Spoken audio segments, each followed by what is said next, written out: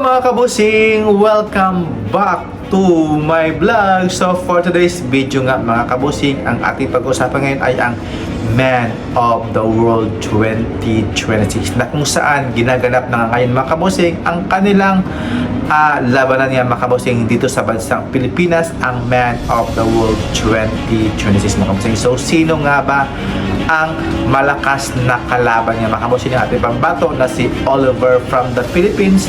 So andyan natin pag-usapan mga kabusing. At syempre sawadikap, kapungkap at salam alaikum po dyan mga kabusing sa lahat pong nanonood po sa aking YouTube channel. Hello po. At syempre mabuhay mga kabusing. Yan. So sino nga ba mga kabusing ang mahigpit na makakalaban ng ating pambato na si Oliver na from the Philippines nga mga kabusing? So based in my observation mga kabusing sa nakita ko mga photos, so pwede talagang mahigpit na makalaban ni Oliver mga kabusing. Yan ay si Pero mga kabusing, guwapo yung mga kabusing. Andyan din si Pero.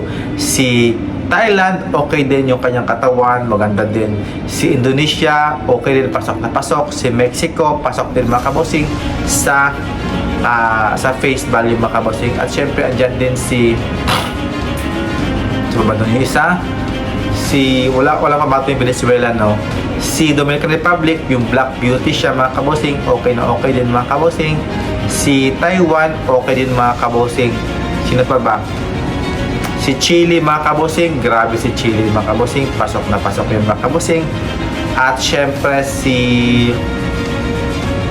dami naman kasi nakalimutan ko na kasi wala ko itong review, pero yun talaga yung nakita ko talagang malakas na makakalaban mga kabusing ni Oliver ng Pilipinas mga kabusing. So ito yung mga photos mga kabusing, no, na hindi ko pa na pangalanan mga kabusing, pero i-add ko dito sa aking tag dito sa taas ng aking link mga kabusing. So yung mga pambato na sobra talagang lakas na hindi mo talaga matatawan mga kabusing, yung kanilang mga katawan, yung performance sa kanilang pictorial mga kabusing, yung pagandahan ng katawan, grabe, pasok talaga itong Man of the World. Kaya nga Man of the World, yung pagandahan ng katawan, yung patigasan mga kabusing, yung kanilang photos at sa kanilang national costume mga kabusing, no, kagabi nga ginanap, pero wala akong photos yan, pero ito yung kanilang, wala akong update yan, pero dito yung mga photos ng mga kanilang mga kabusing sa kanilang